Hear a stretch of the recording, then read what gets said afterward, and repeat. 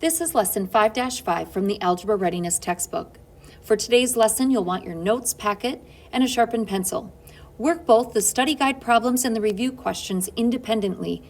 When you're ready to compare your answers to mine, click Continue. In the first study guide problem, Mr. Kuchera's 4th hour class has 11 girls and 14 boys. What is the ratio of boys to all students in the class? Write your answer in simplest form. The first thing you should do is define your ratio. Boys to all students. So the number of boys, when I'm reading, looks like there are 14 boys. Then be careful because it doesn't say girls to boys or boys to girls. It says boys to all students.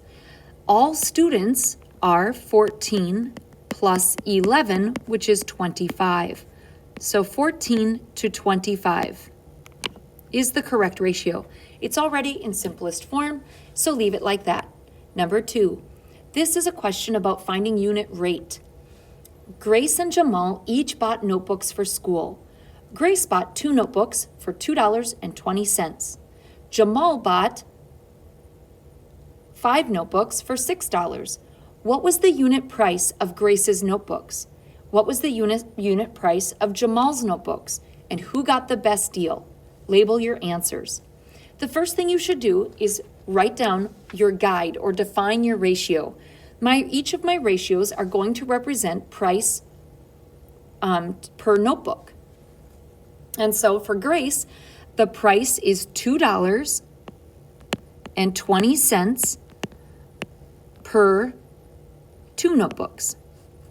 For Jamal, the price was $6 for 5 notebooks. When I divide this out, I get $1.10 per 1 notebook, or for 1 notebook. And for Jamal, I get $1.20 per notebook. So remember that unit rate was the price for 1. Now, that we're not done, it asks you who got the best deal. When it comes to buying things, the best deal is getting the cheapest price for the same thing. So for Grace and Jamal, Grace got the better deal. You don't want to spend more money, you want to spend less money. So you would say Grace got the best deal because she paid less per notebook.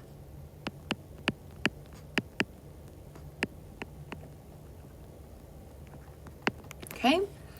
In the in the review questions, remember that in this first one, 5 7/8, you want to convert that to improper. So I take my denominator 8 times 5 plus 7, and I get 47/8 times 6/7. Then I can cross out, or I can simplify 6 and 8 by dividing both by 2. 6 divided by 2 is 3. 8 divided by 2 was 4. Then I multiply across, and I get 141 over 28. And when I simplify that, I get 5 and 1/28. The next problem, which is also review, I have a division problem. And I see it should be negative here. A positive divided by a negative gives me a negative answer. And I also, when I divide fractions, I remember that I need to multiply by the reciprocal. So I changed division to multiplication, and then I flipped 7/8 to 8/7. Then I simplified the 8 and the 12. That is not squaring it. That 2 right there looks like I'm squaring it, and I'm not. There. 8 divided by 4 is 2, and 12 divided by 4 is 3. And so 11 times 2 is 22. 3 times 7 is 21. And it was a positive times a negative. I get a negative. And then that's improper, 22 over 21. So I need to convert that to -1 and 1/21. The next one, the last problem, is solving for the variable g. So I convert 1 6/7 to -13/7. I see that I'm multiplying g by -13/7. To isolate my variable, I multiply by the reciprocal on both sides, and I get a positive 7/15. Pause the video if you need to look at these answers a little more in depth, and ask if you have any questions about how to get those answers. For today's lesson, our goal is to be able to convert customary units using dimensional analysis. Now, we've already talked about metric units. Remember the King Henry died unexpectedly drinking chocolate milk? Today, we're talking about the customary measurement system. Here we have the similar thing to the metric system in that we have units of measure for length, capacity, and weight. The measurements for length include inches, feet, and yards, and miles. For capacity, that's how much liquid something holds, we would use fluid ounces, cups, pints, quarts, and gallons. And for weight, we use ounces, pounds, and tons. Now this should be in your notes so that you can see it. Now to convert between it isn't always as easy as it might seem. Some of these you have memorized, like there are 12 inches in a foot, there are 3 feet in a yard, 1 mile is 5,280 feet. That one you might not have memorized, but I would encourage you to memorize this one. That's probably one you don't have memorized that you should. Capacity. I want you to look over here with this blue arrow. Some people call this King G. King G. And then there are 4 queens. King Gallon. There are 4 queens or 4 quarts in King G's yard. And there are 2 princes in each quart. So 2 pints in each quart. And so you can see that inside of the gallon, there you count up the number of P's, 2, 4, 6, 8. There are 8 pints in a gallon. There are 4 quarts in a gallon. And then what's hard to see, but it's there, is inside each P is 2 C's. Boy, it really gets foggy here. There are 2 C's inside each pint because 2 cups equal 1 pint. And so with that information, do you see that there are 2, 4, 6, 8, 10, 12, 14, 16 cups in a gallon? There are 4 cups in a quart. So you can use this this big gallon thing, to help you with that conversion, if that's something that helps you. Okay. And then lastly, so memorize that, by the way. That's important. You'll want to know that. At least be able to draw that big G with the 4 quarts, and inside the quarts are 2 pints, and inside each pint is 2 cups. All right, then lastly, I got to scooch that over. Lastly, you'll want to memorize that there are 16 ounces, which are different than fluid ounces. 16 ounces in 1 pound. So this is more like dry ingredients or and not liquid, and measuring something like that. Also 2,000 pounds in 1 ton. All right, so we're going to have this as reference right down here for us. Choose an appropriate unit of measure and explain your choice. Remember, when choosing a unit of measure, you should always choose one that is smaller than what we're talking about, so that it's not a fractional amount of the unit. So a weight of a truck. The weight of a truck, would you measure it? Now here are your options then. Your options for weight are right here. Ounces, pounds, or tons. I would say that you would probably measure it in tons, because a truck weighs, or because maybe you would say pounds is too small.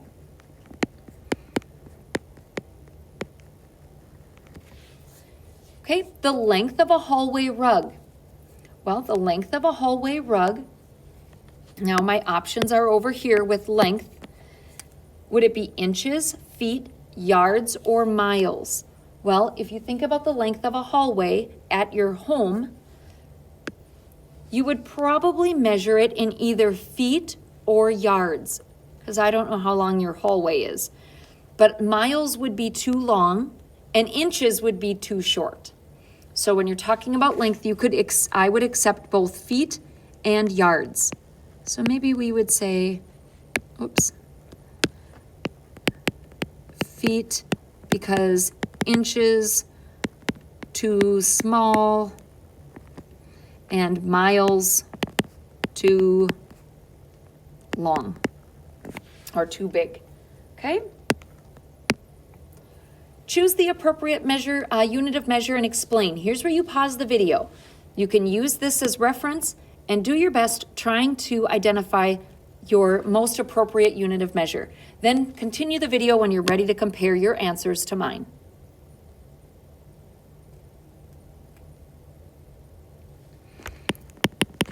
All right, the length of a swimming pool, I would measure in feet or yards, depending on the size of your swimming pool. Some of you have some pretty big swimming pools, but you wouldn't measure a kiddie pool in yards, right? That would be too small. Letter B, the weight of a baby. A baby is usually measured in pounds and even pounds and ounces, but pounds, because tons would be way too big, because it's 2,000 pounds is a ton. And then the length of a pencil. Remember, a pencil isn't that long. It's under a foot long. So you would say inches, because feet is too big or too long. Capacity of an eyedropper. Remember that eyedropper with it would measure a milliliter we used in metric unit, but in a customary unit, you would use a fluid ounce, because that's the smallest. Right? So I think we've got the hang of that. Now, dimensional analysis. Write this down in your notes. Dimensional analysis is the process used to change from one customary unit to another by multiplying by a conversion factor. So you're going to want to write down these steps. Step 1, identify the given information. Okay, so you have to write in there, given information. Step 2, identify the conversion factors to help you get from one unit, the original unit, to the desired unit. Step 3, set up your equation. The word equation is the missing word, so that your undesired units cancel out. Step 4, multiply through to get your answer. I'm going to give you a minute. You want to get these steps written down. They're pretty important and they're going to be very helpful to you. And I might even let you use them on your tests, so you want to make sure you have this filled out. So let's do an example. We're going to use dimensional analysis to convert 10 quarts to gallons. So step 1, identify the given information. I'm given 10 quarts. I want to convert 10 quarts to gallons. So I need to identify the conversion factor. I'm going to go back up to this original, and I want to go quarts to gallons. Using this cool little thing here, how many quarts are in 1 gallon? I see that there are 1, 2, 3, 4 quarts in 1 gallon. So back here, I'm going to write it over here. 4 quarts equals 1 gallon. That's my conversion factor. Now, how will I use it?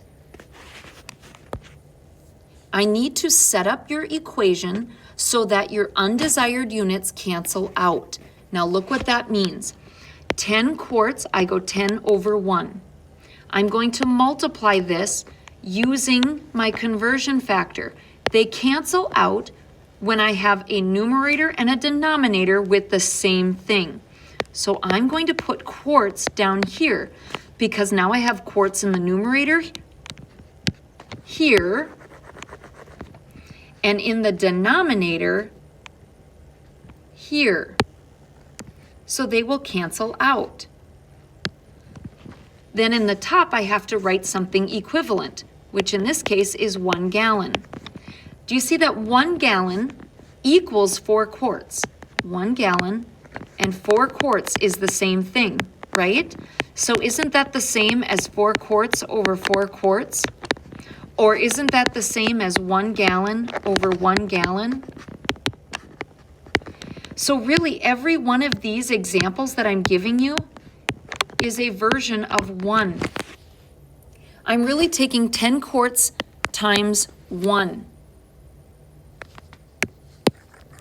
Let me erase this. Okay, let's continue thinking about that. I'm going to write that back down, don't worry. So 1 gallon went here and 4 quarts goes here. It's very important that if quarts is in the numerator here, that in the next ratio, quarts is in the denominator. Now I know I've set it up right because that's exactly what it looks like. So let's cancel out. This next step says to cancel out. So quarts and quarts cancels. I can also simplify 4 and 10 because they have a common factor. So labels can cancel and numbers can simplify or cancel. 4 and 10 are both divisible by 2. 10 divided by 2 is 5. Now I multiply across. 5 times 1 is 5 gallons, and 1 times 2 is 2. So 5 over 2 is the same as 2 1/2, or 2 1/2 gallons is the same as 10 quarts. Okay, this will get easier once we do it a couple more times. All right, so the next one says, let's convert 14 ounces to pounds. So it's already telling us what we know. Let's write down our conversion factor. How do I get from ounces to pounds? Let's go back to our sheet here. Ounces to pounds. Where do I see that? Okay. Ounces to pounds. Right here, 16 ounces is 1 pound. 16 ounces equals 1 pound. Okay, now let's set it up. The first number, 14 over 1. Now I multiply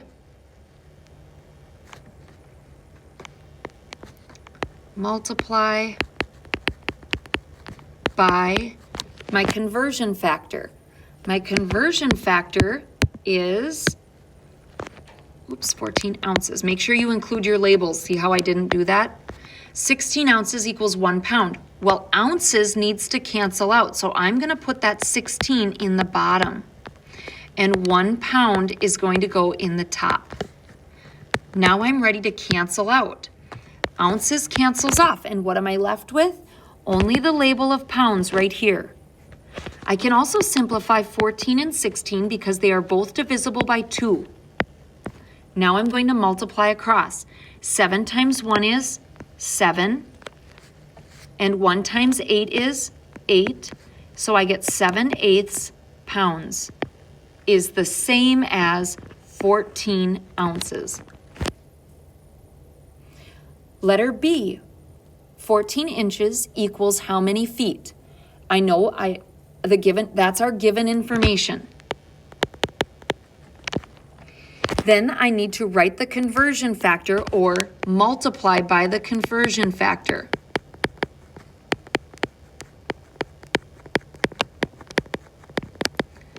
The conversion factor is how many inches are in a foot. 12 inches equals 1 foot. So let's set this up. 14 inches over 1 is the same as 14 inches. Then I multiply by my conversion factor. I am going to put inches diagonal, or if this is in the numerator, in the denominator. So 12 inches goes in the denominator, and the 1 foot goes in the numerator. Then I'm ready to multiply. But this cancels out. 12 and 14 are both divisible by 2. And then I multiply across. 7 times 1 is 7. 1 times 6 is 6. And I know I'm done when there's only the label left that I want there to be. I want the label left to be feet. So I can't leave it 7/6. I need to rename that as 1 1/6 feet. Okay, let's try another one. 14 pints equals how many quarts? That's given. I need to multiply by my conversion factor of how many pints equal a quart. Let's go back to our picture.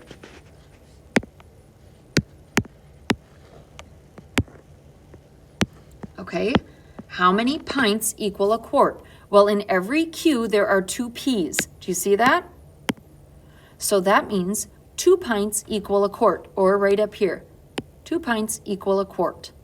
So now back to our work that we're doing. 2 pints equals 1 quart. Now I'm ready to set it up. I'm going to change this so that it's not too confusing. I'm also going to have to delete some of this or erase this. All right, so to set it up, I start with the given information, 14 pints over 1, because that means the same thing as 14 pints. I multiply by the conversion factor, but I'm careful to write my conversion factor so that the same label is 1 in the numerator, 1 in the denominator. And then this 1 quart goes in the numerator. Then I cancel out anything that cancels.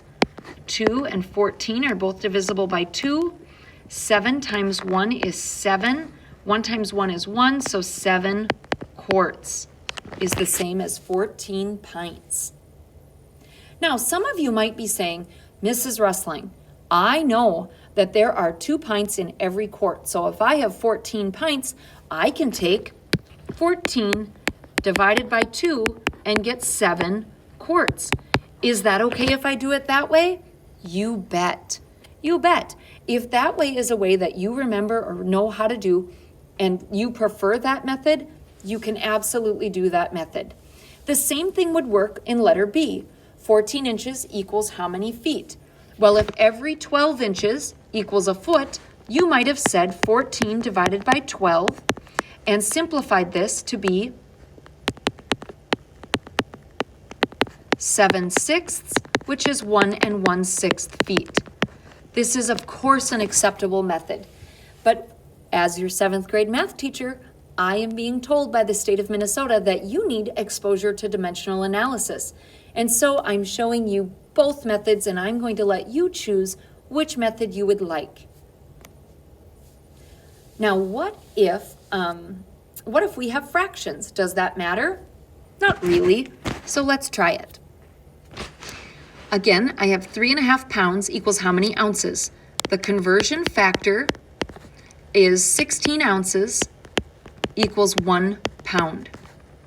So I've got 3 1/2 pounds. I put that in the numerator over 1 times my conversion factor, careful to put the pounds in the denominator so that they cancel out the pounds in the numerator.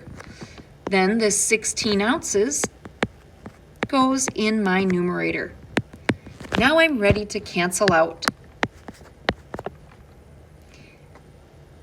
Then I take 3.5 times 16.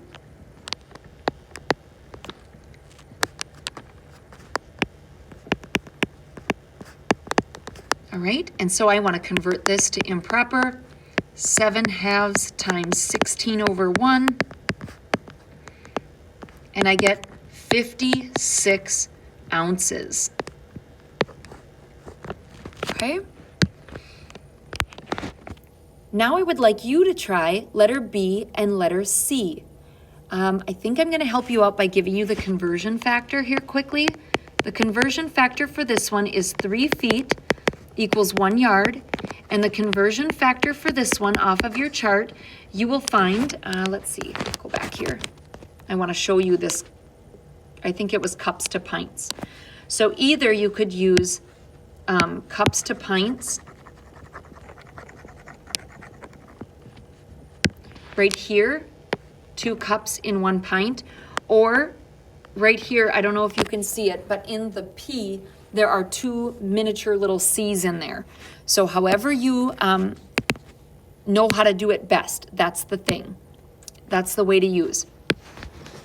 So 2 cups equals 1 pint. All right, give this a try by pausing the video, then come back and share your answer with me, or compare your answer with mine.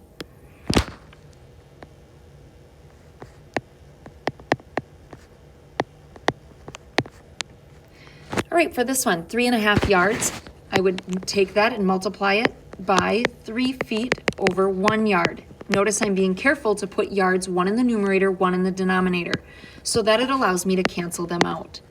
Then I take 3.5 times 3, which is 7 halves times 3, and I get 21 over 2. 2 goes into 21 10 times, 10 and 1/2 feet. For the last one, 3 1/2 pints over 1 times, this time pints needs to go in the denominator, 1 pint, and in the numerator, 2 cups. The reason pints needs to be in the denominator is so that I have pints in the numerator and the denominator so those labels cancel out. Then when I'm solving, I get 3.5 times 2. 3.5 is 7 halves times 2. And you get 7 cups. Now, some of you might have just taken 3.5 times 2 to start, and that's okay too. All right, the last one. Coburn's is selling a 4.5 pound bag of Skittles for $15.99. Marketplace charges the same, that's another grocery store, charges the same price for a 76 ounce bag. Which store gives you more for your money? So if Coburn's is selling a 4.5 pound bag and they're selling a 76 ounce bag, that's really hard. I need to convert them both to pounds or both to ounces.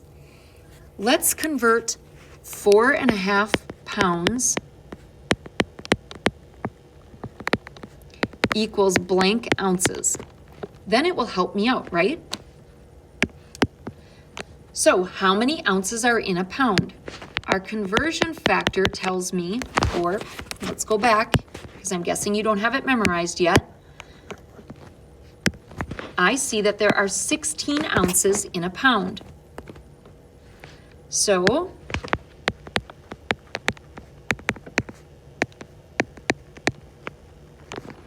I'm going to put 4 1/2 pounds all over 1. Then I'm going to multiply it by, now my conversion factor, 16 ounces equals 1 pound. Where should I put 1 pound? In the denominator. The reason is because now I have the label pounds in the numerator and pounds in the denominator, and they cancel each other out. Then the remaining 16 ounces goes in the numerator. Now I'm ready to multiply across. So to multiply across, I want to convert this to improper, right?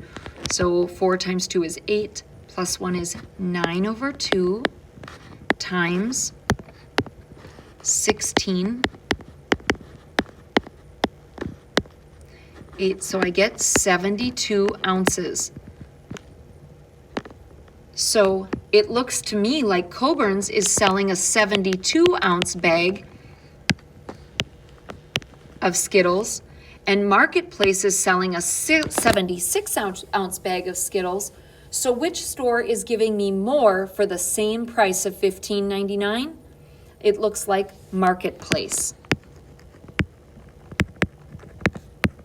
And then make sure that you show your work. Show because Colburn's is 72-ounce bag for $15.99 and Marketplace's 76-ounce bag for the same price.